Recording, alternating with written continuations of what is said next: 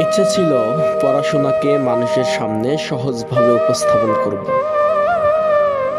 কিন্তু এত কষ্ট করে ভিডিও বানানোর পরেও হয়তোবা কোনো একটা লং ভিডিওতে 1-2টা ভিউ, কিংবা শর্ট ভিডিওতে 5-6টা-7টা ভিউ নিয়ে সত্যিই আমাকে এই বিষয়গুলো হতাশ করতেছে।